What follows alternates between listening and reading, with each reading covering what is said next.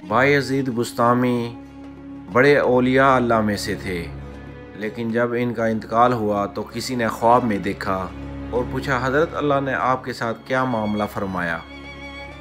तो जवाब दिया कि जब पेशी हुई तो अल्लाह ने पूछा कि बायज़ीद मेरे पास क्या लाए हो?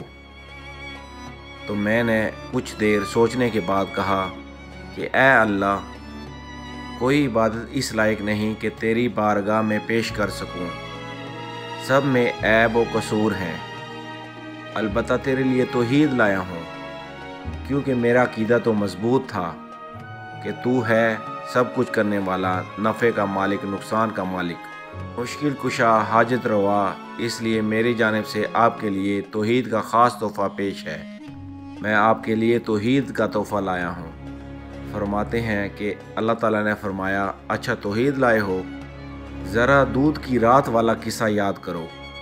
याद नहीं है तुमने कहा था कि दूध ने मेरे पेट में दर्द कर दिया, तो मैंने लाइल्मी ज़ाहिर की, तो अल्लाह ने ख़ुद याद दहानी कराई कि एक रात तुमने दूध पिया था, फिर तुम्हारे पेट में दर्द हो गया और तुमने कहा दूध ने मेरे पेट में दर्द कर दिया।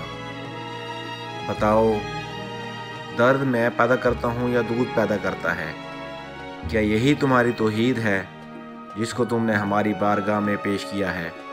ये तो तुमने मेरे साथ शरीक ठहराया। हज़रत बायज़ीद फरमाते हैं कि मैंने कहा, ए अल्लाह, मेरे पास तो कुछ भी नहीं, ना कोई अमल, ना नेकी, ना ईमान, ना तौहीद जो तेरे शायान शान हो, इसलिए महज तेरे फ़ज़ल व करम से मुझे माफ़ फरमा।